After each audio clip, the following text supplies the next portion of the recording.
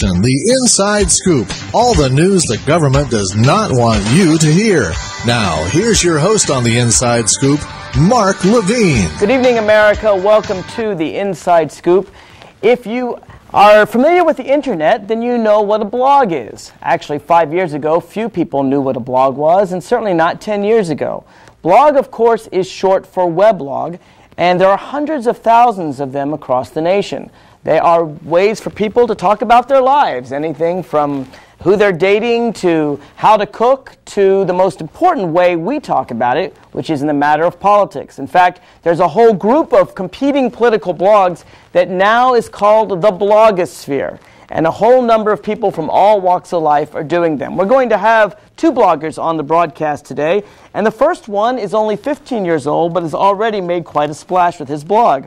His name is Kenton Ngo, KentonNgo, and the reason I'm spelling it out for you is because if you want to check out his website, it's KentonNgo.com. Kenton, welcome to the Inside Scoop. Good to be here. So now tell me, how did you start getting into the blog business, and why? Well, my first political involvement was with the Kerry 2004 campaign. I was off and on there, and I looked at this blogosphere, bringing in Howard Dean. I thought, looks interesting. And so after the election, I finally found some time and started up a blog and started keeping it regularly in about December or so. And I've been posting, hopefully, once a day, twice a day, ever since. Well, I'll tell you, one of the advantages of live TV is all kinds of things happen. Make sure your mic is on. Why don't you flip that switch?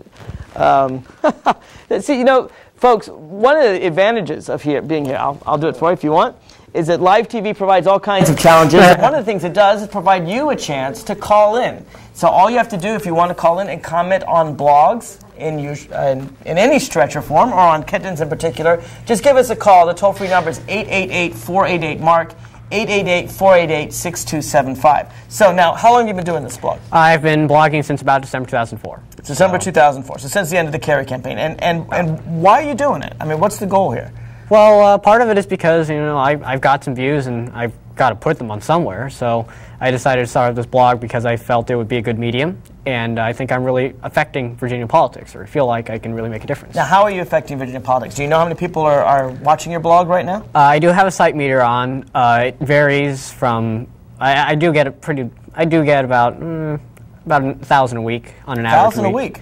Which really isn't a lot compared to a lot of other major blogs, but I can spike up to 1,000 a day depending on what I have. So what are some of the stories you've broken or talked about on your blog? I haven't really broken anything major in terms of gossip, but I've gone to various events and posted photos and done some write-ups, and I've commentated on basically anything under the sun. Okay. Now, do you prefer politics, or you do a wide range of things? My blog is mostly politics, so if I ran a blog of my own life, it would be pretty boring. So, now, is it Virginia politics, national politics? I focus a lot on state politics. There are a lot of national political blogs out there, and when I first started, there weren't a lot of state blogs, so I decided, well, someone's got to fill the niche. And so that's my little niche. Okay, so now how do you, I mean, I have my own blog. There's a blog connected to this radio show. I've had lots of people, comment on it, and hopefully we're going to get it working right now so we can show that to some of the people here. But how do you advertise a blog? I mean, why do you think people are coming 1,000 a day sometimes, at least 1,000 a week? If I'm lucky, maybe 1,000 a day. I mean, you're clearly a very intelligent 15-year-old, but you are 15 years old. Why do you think people are coming to your blog? Well, a lot of it has to do with the fact that Virginia has about a lot of blogs. We lose count. It started out in about 2004, 2005 with maybe a core group of 10 or 12 Democrats and Republicans. And now we've grown to at least several dozen. And there are probably dozens more that we've never heard of. So the more blogs that there are, the more people that there are. And since we all link to each other, one blog's success helps another blog. We kind of get reflected traffic off of them. And how do you see yourself as different from the other blogs? Well, I guess I'm 15. I'm Asian, which is kind of rare in the Virginia blogosphere. And it is? I would think I would think, but as far as I know, I'm the only one so far in Virginia politics. You know, if there's another one I haven't heard of, that's great. But, you know, I come back, I update, and people come. So I haven't really paid for any advertising. It just kind of comes autonomy. Okay. Now, I assume you focus a lot on the Allen Webb race? The Allen Webb race, yes. That would be, I mean, the main focus. It would be the main. Right now, it is the main focus of the 06. Virginia blogs. Last year in the Kane-Kilgore election, we did see about maybe a dozen blogs commenting on this, and a lot of commentators said it was one of the first blog-driven elections. And now we have the Allen Webb race, which has been entirely driven by blogs in some aspects. Now, this is interesting because when Senator Allen first called a staffer for Secretary Webb macaca, and said, "Welcome to America," and welcome to Virginia, to a guy from Fairfax High School in Virginia, grew up here, who happened to be, of a Indian descent, but certainly as American as you or I. That didn't get a lot of attention in the mainstream press at first, did it? I mean, it was really the blogs that helped fuel the fire. Is that fair to say? Yeah, it is fair to say that the blogs, the main purpose of the blog now is that most of the people that read blogs are not undecided voters. A lot of people think we might be changing voters' minds. We don't. We have a lot of partisan hacks who are reading our blogs, and we have the reporters in the mainstream media. So blogs are the cutting edge of the discussion now.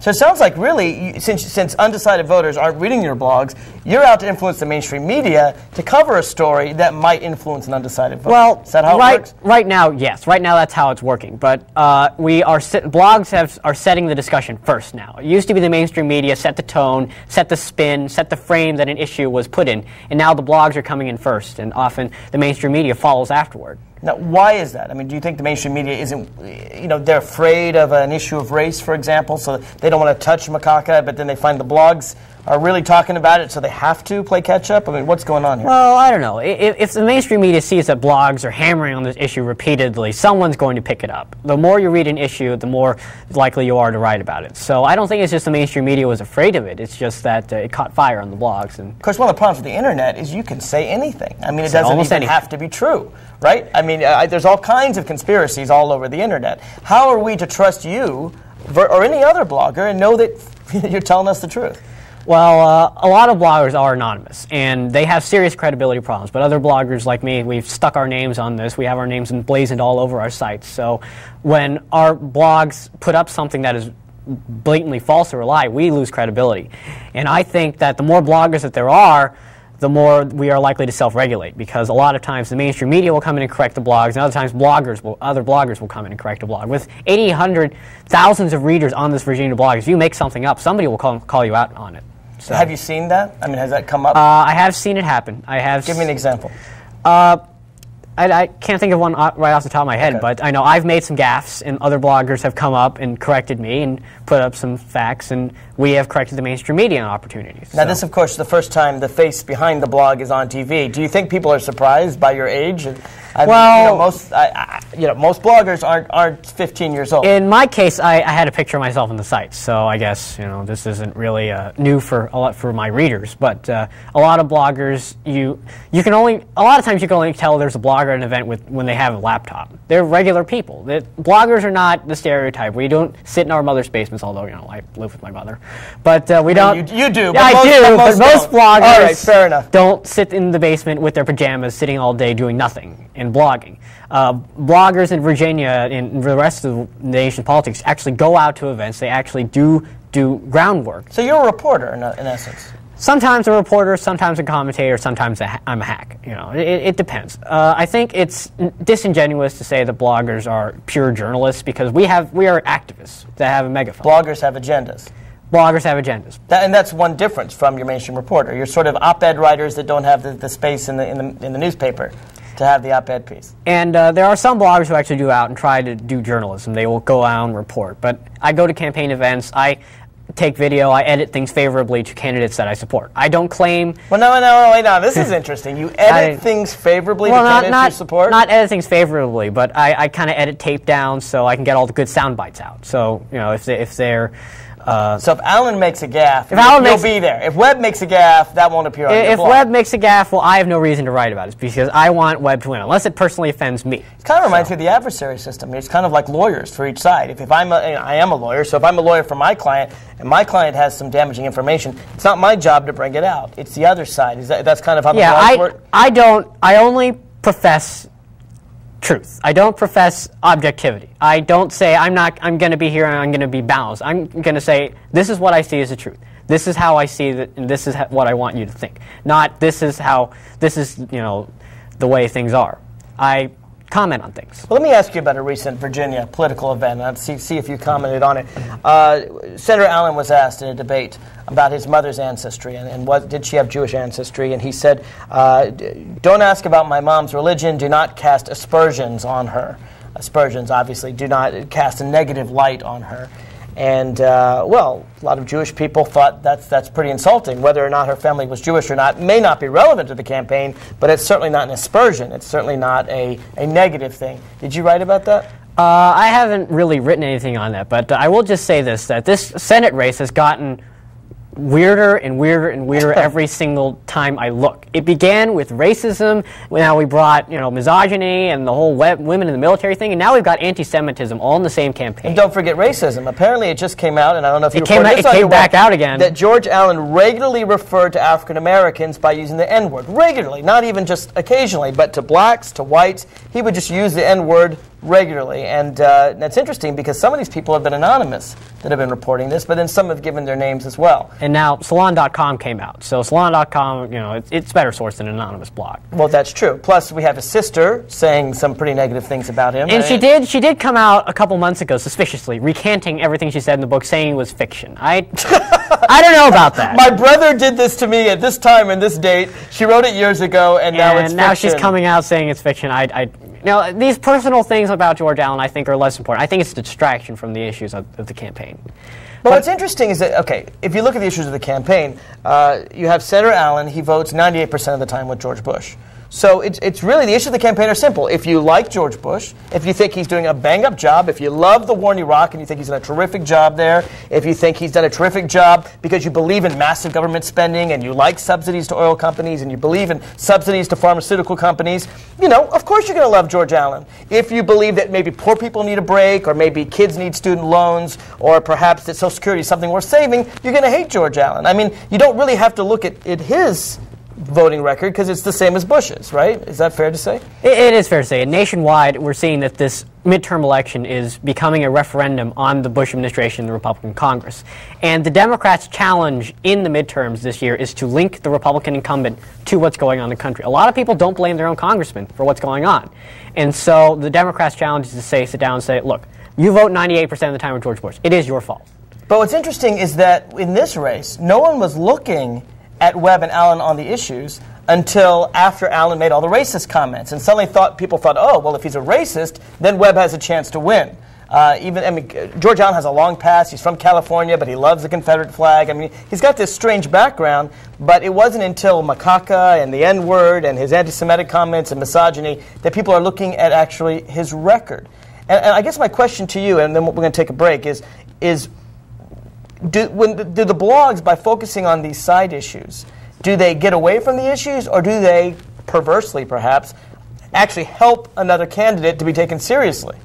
Well, I think this race would not have been taken seriously anywhere around the nation in terms of national Democrats, national Republicans, had Macaca-gate not happened. I'll just say it right now that no one thought Webb was a viable candidate until George Allen stepped in it. Yeah, and I think that's the weirdness of it all. Folks, if you want to call in, the toll-free number is 888-488-MARK, 888-488-6275. What do you think of the blogs? Do you trust them? Do you believe them? Do you read them? Do you have your own? Come in, comment, let us know what you think. This is live television at its best. We'll be right back with another guest, Ben Tribbett, the communications director for the Senate Majority Project and the founder of the website NotLarrySabato.com. Right back after this.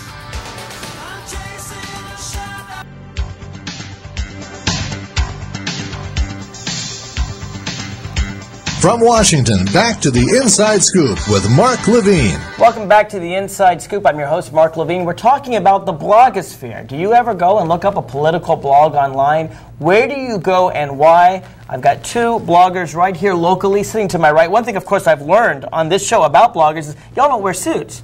I mean, you're talk show hosts, you got to wear suits. Bloggers, you can comfortably sit in whatever. That's a big advantage. Sitting to the right of Kenton Nago is Ben Tribbett. He is not with the Senate Majority Project. I don't know where I got that information. He is instead the founder of NotLarrySabato.com, which is a very interesting name. And, of course, tell us, who is Larry Sabato and why are you not him? Larry Sabato is, I think, the most famously quoted pundit in the country. And he's a professor at University of Virginia.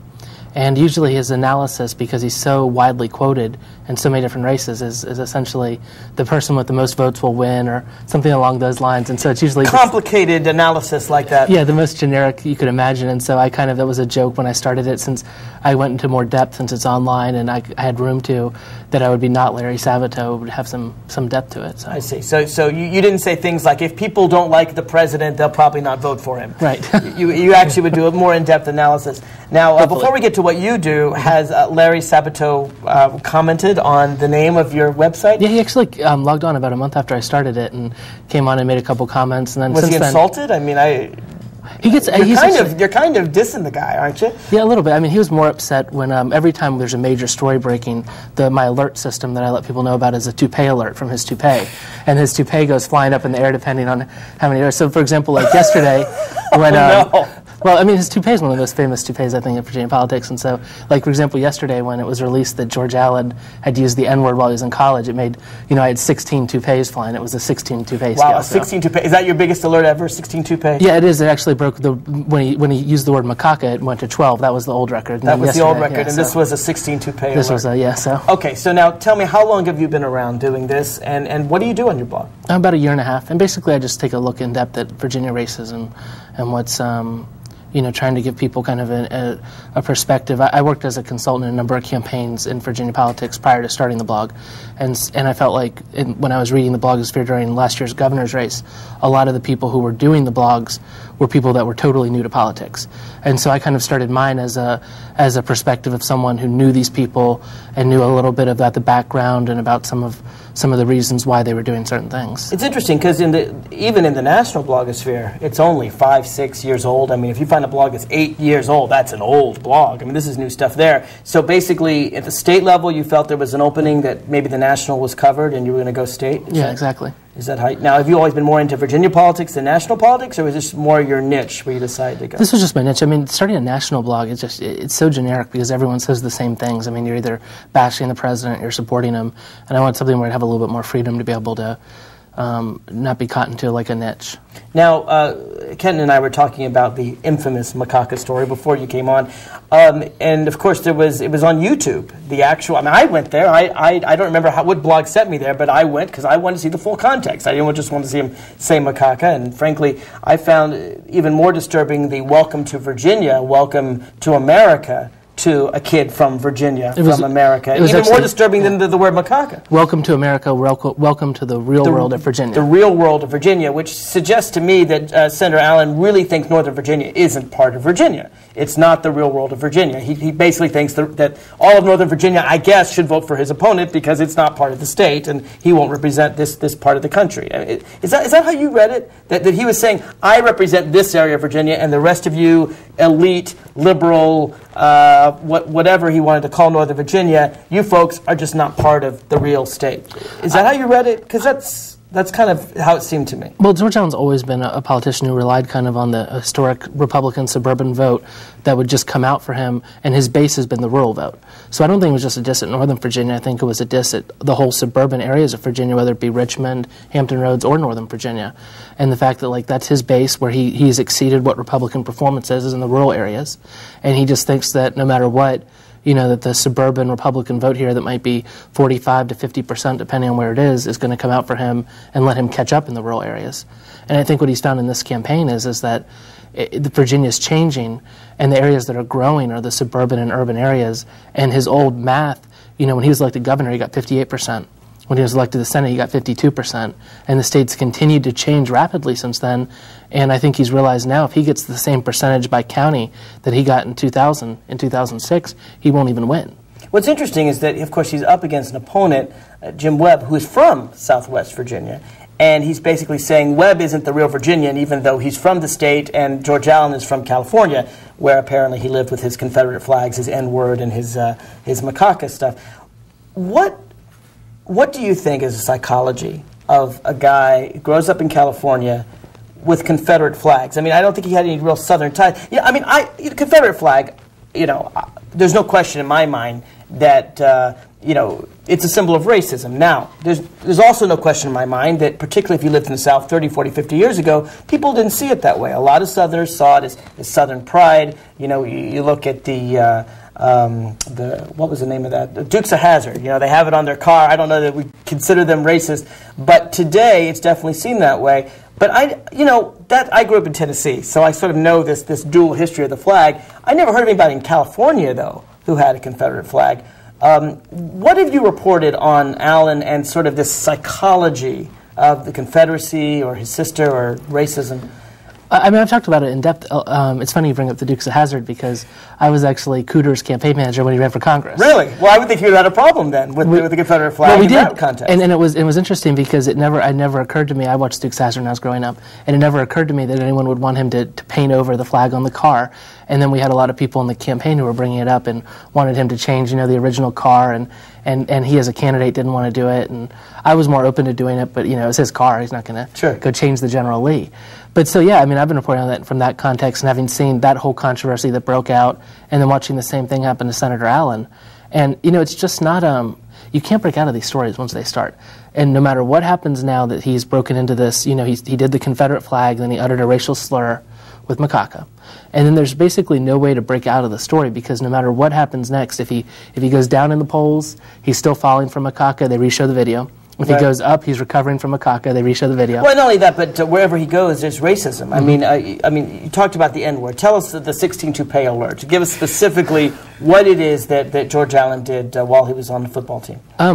What was broken yesterday, I think it was by Salon. Was it Salon? It was Salon. Salon magazine, which is an online magazine. Right. And they reported that while he was in college, he frequently used the N-word, that he actually went on a hunting trip, and after they killed some deer, severed the female deer's head, asked where the African Americans lived in that town, and went and shoved the deer's head into their mailbox. So it's actually like a reported hate crime involved. That is a hate crime. And of course, and there was he probably didn't use the words African Americans. No, he didn't. He used the N-word. But it was interesting because, of course, there's no hate crimes back in the 1970s. Right. So I actually talked to someone in the Louisa County Sheriff's Office today to ask if they were getting inundated with calls, and he said they were. They had assigned a deputy to start looking into the situation. So there was more than one incident involving Allen? There's a series of things, and I know right before I came over here, actually, on MSNBC, Chris Matthews was interviewing the real Larry Sabato, who went to college with Allen and was student government president at UVA while Allen was there.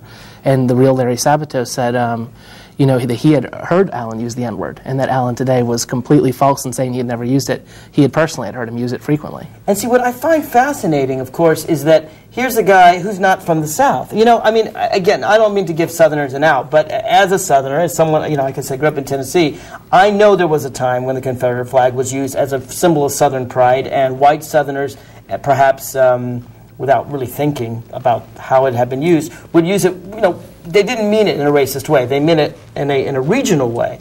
But for a guy from California to adopt the flag, that to me is something different. And then, of course, we hear the N-word. We hear that he caused, if he has a Jewish history in his past, that's an aspersion on his family. And, of course, his sister hasn't helped him out any by her book. How did this guy get to be our governor or our senator to begin with? He's kind of like a unique politician in that most politicians, the more people get to know them and the longer they're in office, the more popular they get. And he's one of the few politicians, it seems like the more people get to know him, he just falls further and further and further. And people learn these things about him, and he can't seem to he was stuck at 48% before any of this even broke. And which is a remarkably low number for someone who's been the governor, a sitting senator, matched up against, I think in the initial matchup, with Jim Webb, no one knew who Jim Webb was, and 48% were voting for Allen. So let me go back to the blogosphere, and both of you can jump into this. These things, they came out, Salon, in essence, is a blog. It's an online magazine. It doesn't have a terrestrial piece of paper. I like Salon. I read it a lot. Why do you think these things are coming out on your website, Salon, before or instead of coming out in the mainstream press, and the mainstream press is playing catch-up? What's going on here? Let me start with you, Ken. What do you think? Well, I think that a lot of us blogs aren't actually digging through the archives doing this, but other blogs like Ben's blog here has been pulling these things up, and they've been doing a lot of legwork the mainstream media is just not doing. And the mainstream media and the bloggers, like I said earlier, just have different priorities. The mainstream media is out there to report, and we bloggers are out there with an agenda. And now that we're digging these things up about George Allen, it's fitting into this narrative. in the beginning that there was this narrative that George Allen was a racist, just like there was a narrative in 2004. The New Republic article. Just like there was a narrative in Bush in 2004 that Bush was just stupid and Kerry was aloof. And now that there's evidence to fit this narrative, it is much harder to disprove it, because the more people find tidbits of evidence to fit into this narrative, the more solid it becomes. So Ben, are you basically an amplifier? Is that what you do? You have these tidbits of information that Salon, I don't know where they got it. I guess they do original reporting. You take it, you think, hey, that's really interesting, and you amplify it? Is that your goal? I try to do that, and I was involved with the Salon story in that. Oh, okay, so you actually did reporting on it. I'm the one who told the reporter who reported on it on July 4th, where he could go find the information, because a lot of people now are feeding the blogs this stuff. And so I've been. Can you tell us where you found the information? Yeah, people were sending things in. Like, people were sending me emails saying, like, I went to college with George Allen, and he's a racist, and you need to let the people know this. And so simply by raising the issue, people come out of the woodwork. I'll tell you, I did an interesting story a year back. It's very similar. It was on Mel Sembler. I don't know if two of you even know who that is. He's down in Florida. He's a very heavy Republican contributor. He gave millions and millions of dollars, raised a lot, and was appointed our ambassador to Italy and to Australia under first Bush. He also ran a bunch of teenage drug rehab camps called Straight Inc., where people were regularly tortured. Teens were regularly tortured. And I heard a little bit about it. I didn't know much about it. I invited a reporter on the air, and people just kept calling in, until literally we had 100 people either write in on the blog or call in and say, yes, I was in one of Mel Sembler's camps. They had an argument of whether it was or was not like concentration camps. They beat me up. They would lock me in closets for days on end without food. They would hold my arms down and jump on me. And this was our ambassador to Italy. And it was only because I reported a little bit of the story that suddenly people came out of the woodwork, which suggests to me that there are a lot of stories out there that are just not being reported, and when you do it in the blog, suddenly people can come out and let you know what's going on. It is very easy to report a story to the blog. All I have to do is type in one of our blogs, look at our email, and just send us something. And so it's a double-edged sword. People can send us things that aren't true, but a lot of times people send us things that they don't send to the mainstream media, and they don't. The mainstream media doesn't want to pick up. And then when we look into it, as soon as the first person comes out of the woodwork, everybody else will come. They're all just waiting for the first voice to say it. The toll-free number is 888-488-MARK, 888-488-6275. Do you use political blogs? Do you look at them? Do you trust them? I should tell you, we invited people from Republican blogs to come. They didn't want to come on my show. They don't like a lot of difficult questions. We'll be right back if you want to call in right after this.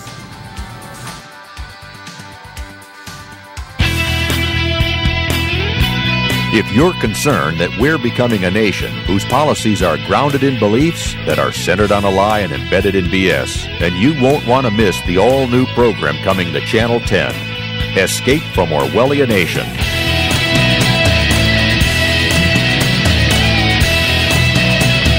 Uncle Sam wants you to watch. Every Wednesday at 9 p.m., with replays every Friday at 3.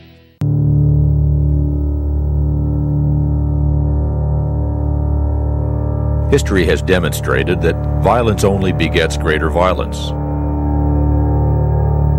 And injustice only begets greater injustice. This is not the tradition of our great nation. This is not how we want the United States to be known around the world.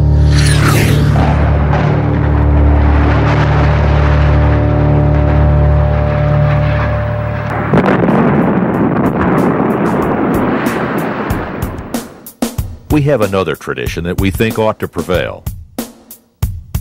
One that is more just and more powerful.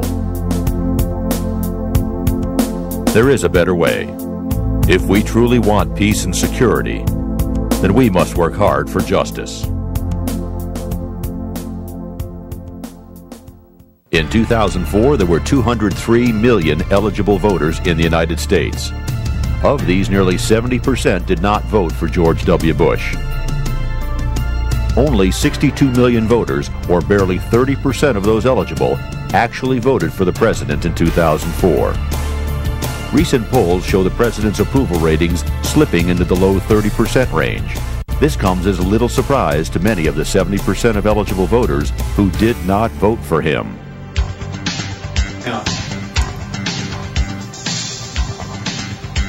From Washington, back to the Inside Scoop with Mark Levine. Welcome back to the Inside Scoop. We're talking about the blogosphere. There's all kinds of things going back and forth. You have nasty stuff said on the Republican blogs about Democrats, nasty stuff said on the Democratic blogs about Republicans. I have two bloggers sitting to my right, Kenton Nago of KentonNago.com, and Ben Tribbett. He is the founder of NotLarrySabato.com. Let me ask you this, because I've seen, I don't know, a lot of them. You can go to Newsmax, you can go to some of the Rush Limbaugh sites, and you hear, that Democrats are trying to cut and run and sell our country to terrorists. And then you go on some sites, and they say that 9/11 was an inside job, it was a conspiracy, and in fact, I get calls. I had to call into my show today by a woman who, well-meaning, I agree with her on most other things, she's convinced it's an inside job. How can we know when what is said on a blog is true? It's the same question I asked you, Ken, but I want to ask it to Ben. And is it any different, say, from the mainstream press when you have a New York Times and a Jason Blair and others who also get stories wrong? I mean, I feel like, people, they read the blogs and they have to decide which ones they feel are credible and which ones aren't. And there's no real way to know. I mean, we have a couple of members of the Virginia blogosphere, I think, Kenton might agree, yeah, who are a little bit, a little bit sketch. A little bit loony. And now, are you willing to call another blogger out on your blog and say, I wouldn't trust what he says? Yes, I have. I've said before, like that one particular blogger last December. I do it all the time. That, one person who was on the Democratic committee actually here in Fairfax County started calling on John Warner to be sent to The Hague for war crimes. And I was, and I just called her out, and I'm like, listen, everyone thinks she's a loon, and that's just it. But do you think that bloggers are free to be more extreme than you are in the mainstream press? You can say things. I mean, for me, if I simply say impeach Bush, that is seen as too mild. I mean, people want more severe action taken, punish him for war crimes, things like that. Do blogs cater to the extremes, Ken? Well, it's just that. The fact that the media has now suddenly been open to everybody means that there isn't a gatekeeper at the front pushing away all these extremist opinions. So anybody that can write, anybody with a mediocre grasp of the English language can go on there and say whatever they want.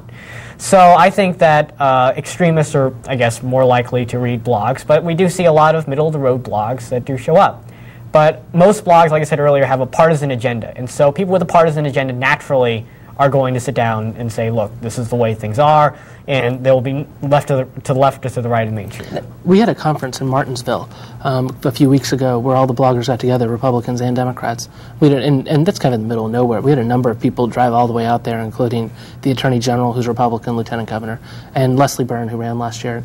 Leslie, actually, I thought, made one of the best points of the entire conference, because she said, that it's a marketplace issue where people go to the blogs, and if you report accurately and you report facts that they want to read, people will come back, and if you don't, they won't. And you just have to go through, and you can put up, if you want to write something that no one else is interested in reading, you're welcome to do that, or if you want to try to get people to read it, you're welcome to do that. But it's all the marketplace of how you get them there.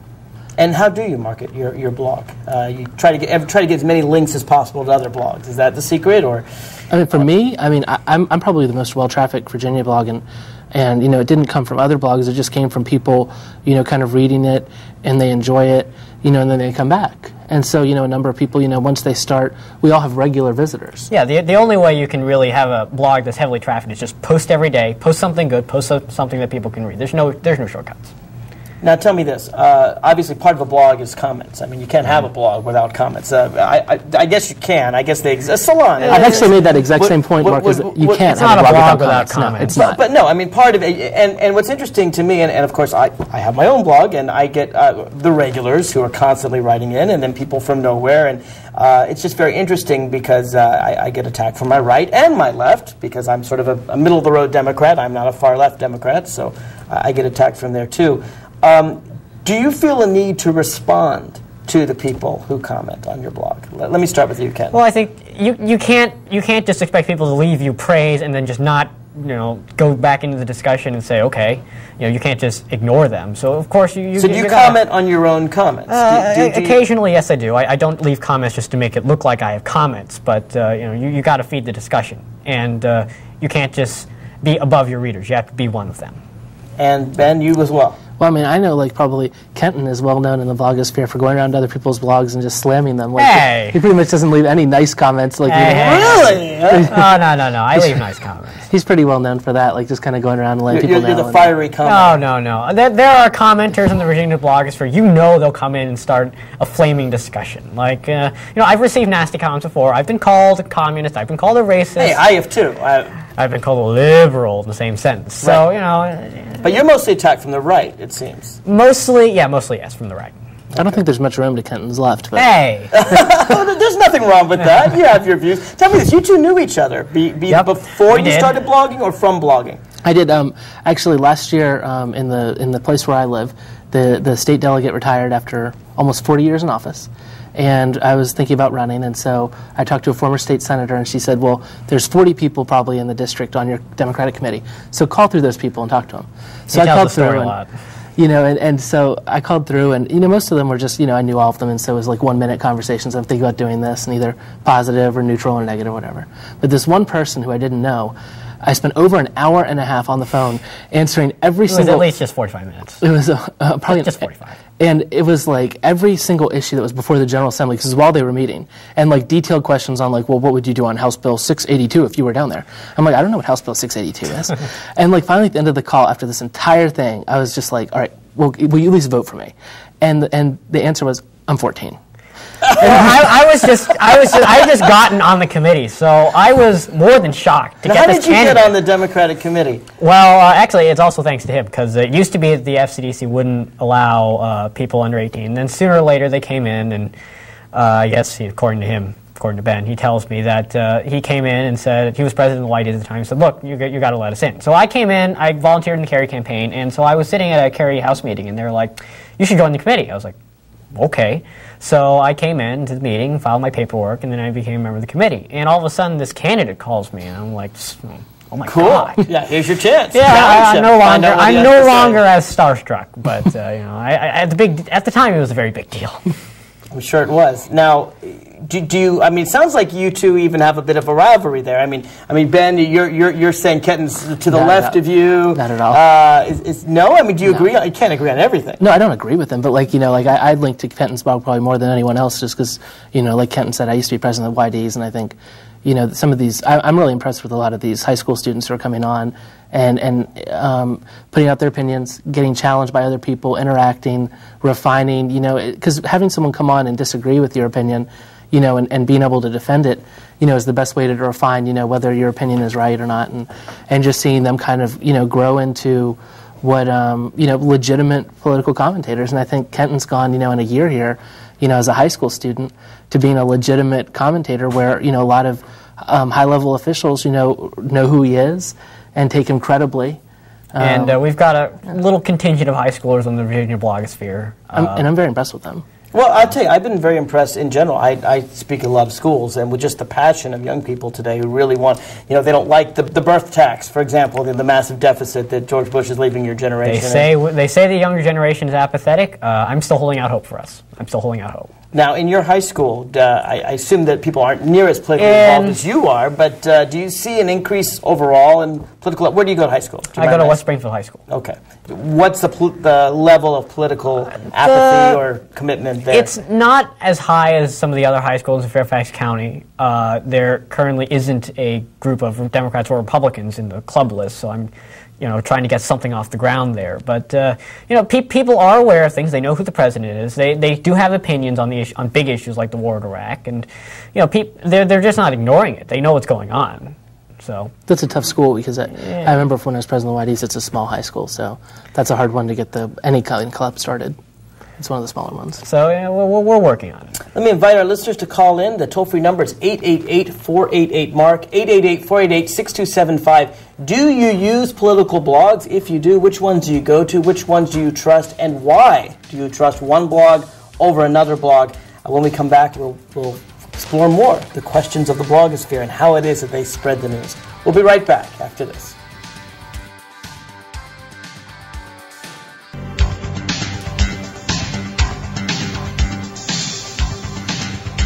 From Washington, back to the Inside Scoop with Mark Levine. Welcome back to the Inside Scoop. My guests are Ben Tribbett, the founder of NotLarrySabato.com, and Kenton Nago, the founder of KentonNago.com, which he calls 750 volts. 750 volts. And 750 volts. So that's just a lot of wattage in your passion for your campaign? Or it's a little bit of trivia. I always had this, when I was a little kid, I always had this side fascination with trains. And I would ride the metro down to the carry office downtown to do phone banking work and stuff envelopes. And I was standing at the platform one day and saw on the third rail cover, danger 750 volts. So I'm like, I want to start a blog. I don't have a better idea for a title. Oh, that's dangerous enough. It's dangerous, and it's kind of related to Northern Virginia. So let me ask you something that is dangerous, and that is with regard to your comments. And I have the same problem on my blog.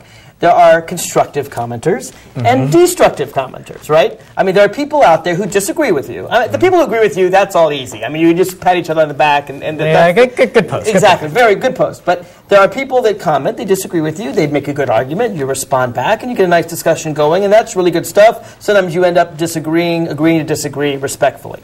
Then there are people who try to sabotage your blog, right? They walk in, they call you names, they say awful things about you, they urge people to go away from your blog, and you say to yourself, why is this person on my blog telling people not to read my blog? What do you do with a destructive commenter? Do you erase them, which of course is the ultimate power of the blogger? There's only so much you can respond to them. Let me ask you both. Okay, you first, Kevin. What do you do? You have destructive bloggers? Well, I would find it an honor to have my own troll because it means that my traffic is high. So you're trolling for trolls. I don't have a regular troll. Oh, yeah, I can send you some of mine. I got some itinerants. But I just let them make fools of themselves. Just ignore them. Don't respond to them. If you delete them, it makes you look bad, and if you feed the trolls, they'll come back. Okay, so you just ignore them. Ben, you laugh. Is that your solution? Ignore the trolls? No, I don't. I mean, I enjoy it. I think it's funny, and it adds some entertainment value to my site. So, do you respond to them? Do you respond to the trolls? Do you have regular trolls? I have a lot of regular trolls, and it's they just come on and it kind of bounces around. Some people are decent commenters at one time, and they kind of go trollish for a while, and then they come back, and so it just depends. And like right now, a lot of the Republicans are basically turning into trolls on my site just because they're so upset over what's happening to George Allen. But if you push a certain person's button. But aren't they? It's interesting because I think they're angry at their own candidate, and they're taking it out on you because they can't. Because we kind of caused it. Yes. Yeah. Do they blame the messenger? Is it how dare you report on and show this actual footage of him in southwestern Virginia saying what he said? It's almost like exactly what they say. They're outraged, that we would discuss it, and why can't we talk about issues like Jim Webb's 30-year-old quotes on women in the military? Right, exactly. They got to lash out somewhere, and if it's going to be on my blog, I'd be honored to welcome them and then beat them down with a stick. Okay, so let me ask you. You say you comment. You're not even focusing so much on Allen and Webb, Kenton, because that's where. Yeah, he breaks all the stories. Ben breaks all those stories. You're focusing on local races, Andy Hurst's race, or Judy Fetters? I do write about Fader and Hurst and the ballot question, which goes on, the Marshall-Newman Amendment. Let's talk about the Marshall-Newman. This, of course, is the marriage amendment. The Republicans, still called marriage amendment. Right. Now, what's interesting, it's already illegal in Virginia for people of the same sex. On the federal and the state level. Right. So the purpose of this amendment is, I guess, to make gay people suffer. Is that what this does? Well, let's cut to the chase. Now, a lot of the amendment proponents are focusing on the extraneous effects, which also, we fear, which would be a weakening of domestic violence laws, weakening of contract law. But let's put it this way. Never before have we written into the Virginia state constitution discrimination. I don't think now is the time to start. And I think that it's a gross injustice. There's no other reason to pass this amendment. The reason right now is judicial activism, which is saying activist judges can come in and stop, and marry these gays. Well, the main flaw in their argument is that what's to stop a judicial activist from interpreting the words benefits of marriage? Remember, the second sentence of this amendment says the Commonwealth shall not institute a relationship that has the benefits or something like that of marriage. And so what's to stop an activist judge from saying, okay, this looks like marriage, this is unconstitutional? Well, it would include, I assume, someone taking care of their elderly parent or elderly friend or sister or brother because there's health care and that sounds like marriage, and so, you can't take care of your brother or your sister. It could go in any direction. It's gay baiting. There's just no other reason for this amendment except to just say, from a right-wing perspective, a punitive measure against gays. There's just no other way. But Ben, aren't they gay baiting because they think it'll get them votes? The more we persecute gays, the more people will pull the lever for the Republicans? And is there some truth in that? Yeah, I mean, in other states, it's definitely, when they put a marriage amendment on the ballot, it's raised turnout among evangelicals. And, of course, those people, when they come to the polls, are 90 to 95% of them will also push the Republican. Foaming at the mouth. Right. They'll also push the... And I see how you're very calm in your commentary. I'm not complaining. Go ahead. I mean, like, for me, like, on the amendment, I think one of the reasons why it's going to pass so substantially, and I've talked about it on my site, is because the legislators who are opposed to it are too cowardly to even come out and just say this is wrong, or say something similar to what Kenton said. They'll come out and they'll say something like, well, I really don't like the wording of this amendment. If we could just make the wording better, it would be, I could support this amendment if the wording would be better. When I lived in California, we fought this battle too in Proposition 22, and it was interesting because even the people that were opposed to the amendment, including a lot of gay groups, were afraid to show a loving couple that had been together for 50 years and had taken care of each other. They were afraid to show the reality of gay people's lives, and so they were reduced to saying, well, it's not necessary because it's already against the law. Which undercuts the message. 51% of people are not going to just go like, well, use that as a reason to vote no. Social change takes time, and Martin Luther King Jr. himself said earlier in the early 60s, saying, we don't want to marry white people, we just want to have the same rights. So he was against interracial marriage, and he knew that he would have to wait at least 5 years until the public was ready for this change. So I think that it is inevitable that gays will get married, it's just a matter of time. And of course, the classic case that changed the interracial marriage is the wonderfully named case, Loving v. Virginia. They say Virginia is for lovers, but of course Virginia hates love. They do not want love, interracial love. They do not want love between people of the same sex. This is like the most anti-loving state, I guess, there is. The General Assembly has considered very entertaining bills on this issue. Bills involving sodomy, bills involving a lot of crazy things that really shouldn't be legislated, especially by this one conservative delegate by the name of Bob Marshall. And it provides a lot of interesting fodder for the blog. It does, but I guess the question is, when someone is just full of hate, I mean, and they say their Bible teaches them hate, I mean, how is a blog going to change anybody's opinion? Or is it just a matter of sort of waiting because young people are more tolerant than older people, and it's just a matter of just waiting? As largely happened in the civil rights movement, you could argue. One of the things I find worrying, actually, is that when you look at the internals of the last poll that came out on the marriage amendment, we find that older voters are actually more likely to be against this amendment. That's surprising. I'm thinking it may just be error, but we're seeing that in the youth, in the younger generation, there is a resurgent movement of evangelism. There is a resurgent Christian right that we see. That's interesting. That would shock Ben. You're supposed to be Mr. Numbers Man. I'm told you know all the percentages of every precinct. He does. In every time I've spoken on gay rights, I've seen young people overwhelmingly supportive of equal rights for every American, and those in the older groups who were less likely to support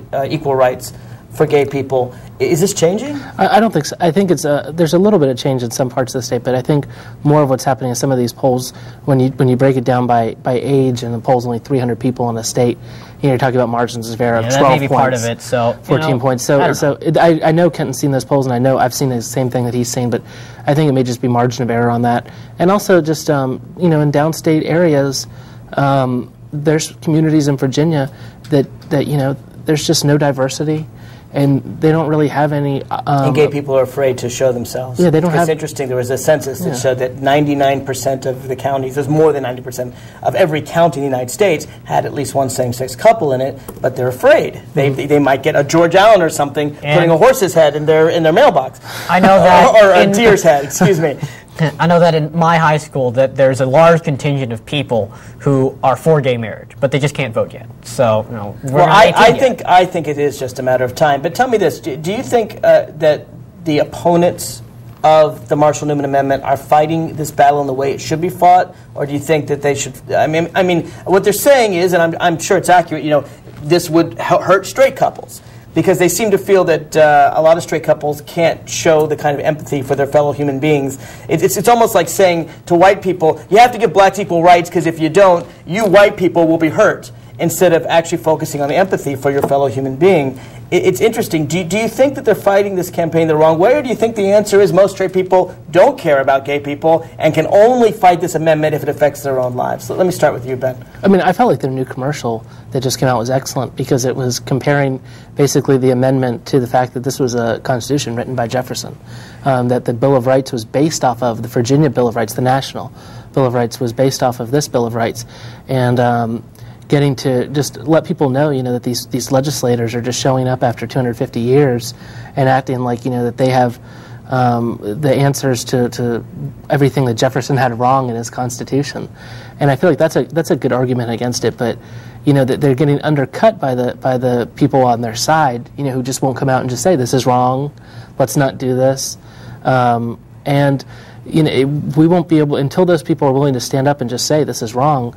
We're not going to be able to even have a chance of persuading the public it's wrong. Now, of course, Kenton, this isn't just an amendment that would ban gay couples from getting married. It is, correct me if I'm wrong, the most virulently anti-gay amendment ever in the United States of America. Is that? There are two parts to this amendment. The first part, it says, marriage should be a man and a woman. Now, Delegate Chris Amundsen, while the debate was going on in the General Assembly, offered an amendment to say, okay, we just leave this amendment at that. The Republicans in the General Assembly voted it down because they wanted to put the second sentence in, which would ban anything, any contract, any marriage, any relationship, civil unions even, that make it look like it's marriage between people who are not of the opposite sex and are married. So healthcare power of attorneys, putting someone on your healthcare like plan. The second sentence is just there's no reason for it there. It's just a punitive measure against gays to prevent them from even having any form of legal recognition. I know one thing. I do know that a lot of gay couples, particularly when they want to have children, have to leave the state. And I think that's, I guess, the goal of the Virginia legislatures. Make all the native-born Virginians get out. You're not welcome here. You're not Virginian. You're not human. I don't know what the argument is. We don't want you here. Leave our state. Is that what they're trying to do, cause an exile? Is that the goal? This flap over Tim Kaine's executive order, which says, okay, there will be no discrimination in state government hiring gays, is very telling, because there are people who are coming out and say, okay, no, you can't do that. They're trying to, they want to say, you can discriminate against gays in the workforce. And I'm like, well, how do you allow discrimination against gays and yet not be homophobic and yet, think that all people are equal? They say, love the sinner, hate the sin. That's just disingenuous. But Mark Warner came into office on that exact executive order, and he did not issue that executive order. He left gays out until his last year in office, about 2 months before he left office, because even he didn't think the state was ready for that. And Tim Kaine issued it after Mark Warner did when he came into office to continue it.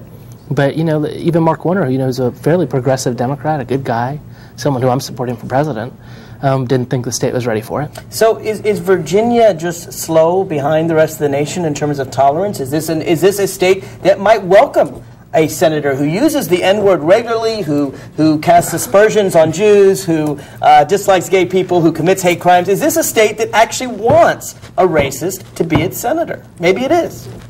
If you look at the demographics, I think it's an insult to the rest of Virginia to say, okay, you're a bunch of white redneck racists. I'm not from Southwest Virginia. I'm from Northern Virginia. I'll admit right now I don't know much about the rest of the state, but I can tell you that they're not racist down there. They're just like us. And the way the state is going, Fairfax County is one of the most diverse counties in the nation, and it is one of the fastest growing counties. And the places that have population increasing by double digits are increasingly seeing that their population will be more and more diverse. Eventually, acceptance will happen. It's just a matter of time. So, Ben, is this the old South slowly giving way to the new South? In Virginia, I think the other southern states are actually trending the other way, even more conservative. I actually did something on my website, just of the voter growth in the southern states for the presidential election, and 55% of the voter growth in Virginia was Republican, which is about our statewide average, so it wasn't getting more Republican or less. North Carolina was also 55% because John Edwards was on the national ticket, and the rest of the southern states were in the 70s, 80s, and 90% as far as Republican growth. And, so the margins there are getting bigger and bigger, and it's getting tougher and tougher to make up margins. And we're going the opposite direction, where we used to be one of the most conservative southern states. I think one of only 4 or 5 Bill Clinton didn't carry. And then now we're probably the most likely to go for a Democrat for president next time. So we are red trending purple, while a lot of the South is purple trending red, or deep, deep red. The character of Virginia is changing, especially north of the Occoquan. Well, you both do a lot of good work, and again, if you want to read what they have written, just go to notlarrysabato.com, NOTLARRYSABATO.com, or kentonnego.com, KENTONNGO.com. Guys, you keep reporting, and we'll keep looking and seeing what you report and taking it here on the Inside Scoop. And my website, of course, is radioinsidescoop.com, and I'll provide a link to theirs. Thank you, Kenton. Thank you, Ben, for coming here on the Inside Scoop. And we may hear from you again as these races progress.